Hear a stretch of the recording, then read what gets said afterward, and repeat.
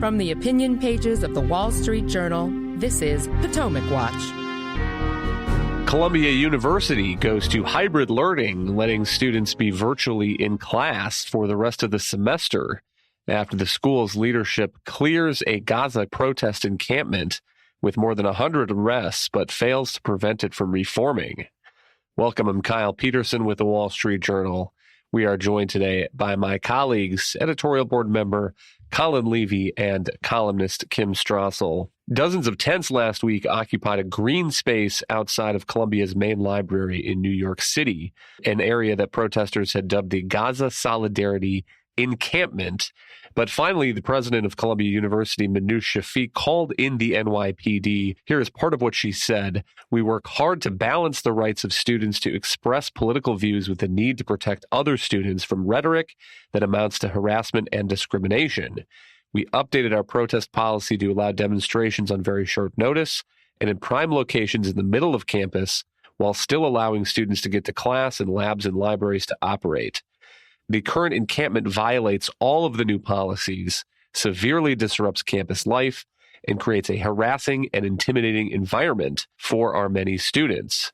Colin, the response to that, though, was a clearing of this encampment, more than 100 arrested, but apparently no lack of ability for protesters to reform then. On Monday, the president said that all classes would be remote, and the provost then on Monday afternoon, evening, said that students would be allowed to dial into classes if they like through the end of the semester, which is almost here. So what is going on? I see some arrests recently at Yale and at New York University. Right, Kyle. I mean, I think it's really a mess. And I think it's pretty clear that Columbia and many of these other universities, too, are sort of building the plane while they're flying it, adjusting their protest policies, trying to allow their students to express themselves. But this has clearly gotten out of hand and just sort of gotten to where they can't control it. And I think that's clearly the reason that they've gone to this hybrid remote learning policy. But in many ways, I think that is an indication and a message to all of the protesters and to the students that they're not really in control. And I think that message is a dangerous one, a destabilizing one, especially for Jewish students who are finding themselves walking across campus where they're this is supposed to be the definition of a safe space on an Ivy University campus, finding themselves harassed and greeted with signs that are endorsing Intifada, suggesting that any of the Israeli counter-protesters should be Hamas's next targets, and any number of other intimidating and harassing actions that are happening on campus now that are really well beyond the normal boundaries of free speech. I think we love to talk about on campus the right to disagree without being disagreeable, and certainly civil discourse and academic freedom. These are incredibly important values on college campuses like Columbia, but that's really not what we're talking about here. This has crossed into another category. That does seem to be a difference with a long history of campus protests. What we're seeing now includes anti-Semitism on display. There's one video circulating where protesters are forming a human chain and saying, we're going to start taking steps forward to push the quote-unquote Zionists who have entered this protest area, to push them out of that area. There is a letter from an Orthodox rabbi at Columbia saying, what we are witnessing in and around campus is terrible and tragic. It pains me deeply to say that I would strongly recommend you return home as soon as possible and remain home until the reality in and around campus has dramatically improved. And that is an astounding thing, Kim, to hear from a rabbi who is at an Ivy League institution and advising these students that it's not safe potentially for them to be on campus. This is really important because I think words matter. And one thing that's frustrating about those who are engaged in these demonstrations and also those that are supporting them is they keep saying, well, these are peaceful protests. Okay, fine. We don't necessarily so far have students surrounding Jews in a mob and beating on them, but harassment also should not be tolerated. That's clearly going on here. There are anti-Semitic chants going on.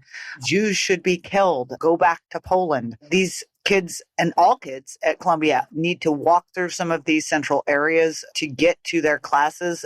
They feel intimidated and bullied if they try to walk through because they're facing this. And so in some ways, these guys have already won. Like, to the extent that they are actually shutting down classes. I mean, on Monday, Columbia was virtual. These kids aren't getting an education either. That's not a peaceful protest in my mind, because it does engage in harassment, and because it's also denying all the other students on the campus their ability to partake in what that university exists to provide, which is an education. The fact that we are now going to have some sort of hybrid situation, that's just unacceptable. This shouldn't be happening at all. And it's a recognition that the university is not handling this. And as Colin said, it's also dangerous as well, too, because it's the latest outward boundary of what these universities are agreeing to and tolerating. And it's been building for a long time. And it risks going from harassment and impinging on other people's rights to learn to violence at some point, especially if all these universities do not start taking a hard line. Another example I would cite is a video that circulated, I think, last week of a protester near Columbia University yelling, "We are all Hamas and long live Hamas." And Colin, what do you make of the First Amendment argument that you're hearing from these protesters? I mean, to my mind, that's a good example of why it doesn't apply. There is a right to protest and there is a right to free speech in the United States of America. But if you're disrupting the operations of Columbia University, to my mind, Columbia University is within its rights and maybe in its responsibilities to tell you to go, and if you don't go, to call the cops. No, that's absolutely right. Look, the basic rule, Kyle, is that the First Amendment does not apply on private property to actions taken by private entities. And, a university is not just a platform for speech, but it has its own First Amendment rights and its own rights to edit the message that it sends to students. As a general matter, a private university can make any decisions it really wants to about what happens on its property. There's no constitutional right for someone to march into my front yard and have a protest there. We saw that illustrated a few weeks ago when a number of anti-Israel protesters decided to hold a protest on the front steps of Berkeley Law School Dean Erwin Chemerinsky. And he came out and said, "You're a guest in our home and please stop." And he said to the protesters, "I'm as much for free speech as all the rest of you, but our home is not a forum for free speech." And something interesting, too, is that he said after that incident and the questions about the anti-Semitism that motivated it, he said that even if the dinner were being held at the law school building, there would still not be a First Amendment right to hold a disruptive protest there. And I think that's a key point that we need to talk about. The Columbia protesters are objecting that any restrictions put on their encampment or on their behavior amount to an infringement of their free speech rights. But that's actually not the case as a constitutional matter. It's the right of Columbia not to have to host disruptive and violent speech that it doesn't agree with. That comes within its private property rights on campus. Hang tight. We'll be right back in a moment.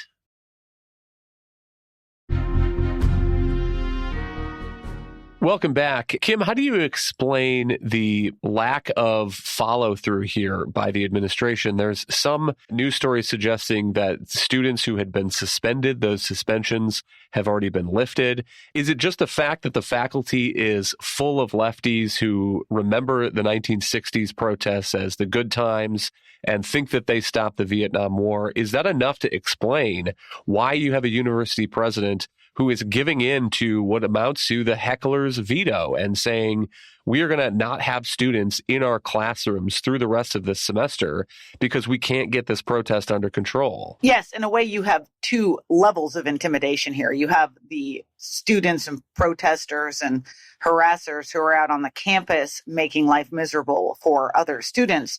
But you also have a faculty that has been actively engaging in intimidation against, for instance, Columbia's president. It was really notable before she went in, and all of this kind of kicked off, obviously, last week when she went in to testify in front of Congress. And President Shafiq, the head of Columbia University, beforehand, there was a faculty letter that was sent to her signed by 23 full faculty members saying that by going to this hearing, she was giving into the political theater of a new McCarthyism. Right now, as we speak, the University Senate at Columbia, which, by the way, is a non-binding organization, it doesn't really have any authority, It's made up of faculty and student and administrators, but they are preparing to pass a resolution of censure for the fact that she spoke to Congress and admitted that Columbia had not handled protests that had popped up since October 7th well, and that she actually said favorable things about protecting Jewish students and condemning anti-Semitism. This apparently was something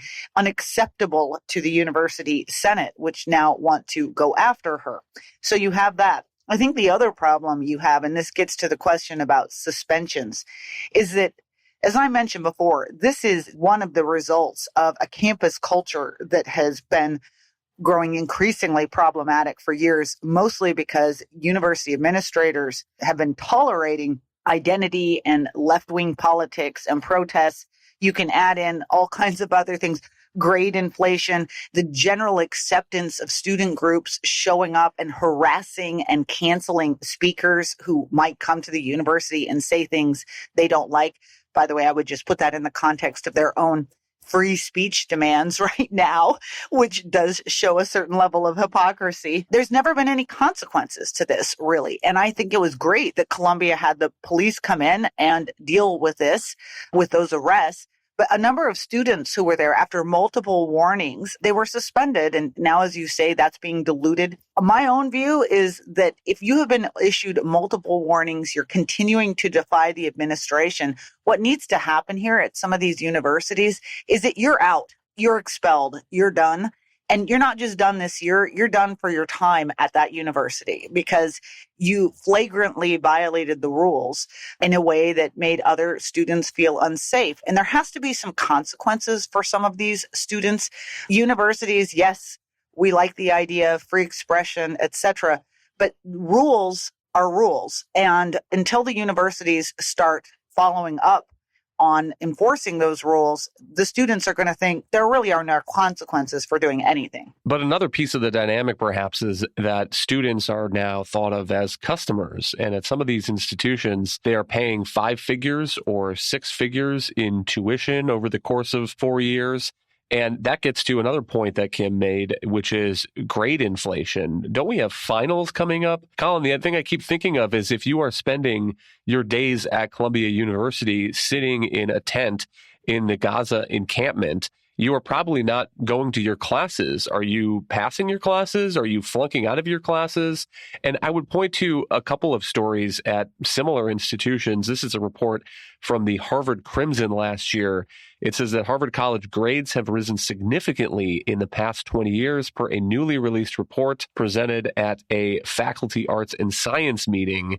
It says that the percentage of A-range grades given to college students in 2020-2021 academic year was 79% compared to 60% a decade earlier. There's a similar story in the Yale Daily News last year. Yale College's mean GPA was 3.7 for the 2022-2023 academic year, and 78.9% of grades given to students were A's or A minuses. Colin, I know that you have to be a good student and a hard worker to get into an institution like Harvard and Yale and Columbia. On the other hand, the idea that 79% of grades at institutions like that are A's makes me wonder, how hard are these students really being pushed, particularly if many of them are spending all this time protesting? Absolutely, Kyle. When I saw that story, I honestly thought of my own children. I have middle schoolers who are up sometimes until midnight doing their homework. So I'm watching these college students at our finest Ivy universities spending their time in tents and forming human chains to harass Jewish students on campus. And it really did beg the question of, don't they have, a thesis to write? But, I don't want to make light of it. I do want to loop back, though, on Kim's point about what's been happening at the faculty, too, because I think it's such an important one that, there has been for many decades, within these, Near Eastern studies departments, an academic celebration of leftist revolution and the protest culture. And you join that with a dogma on anti-imperialism, and it's springtime on campus. And it creates what is really a tinderbox for these sorts of protests that we're seeing now to spiral out of control. And with the students' knowledge that they have their professors implicit blessing. So it's almost as though they see what they're doing as a natural extension of what they've learned in the classroom. And, I think they feel empowered by it. And I'm not sure that they understand the true damage that they're doing to the community that they're supposedly such an important part of.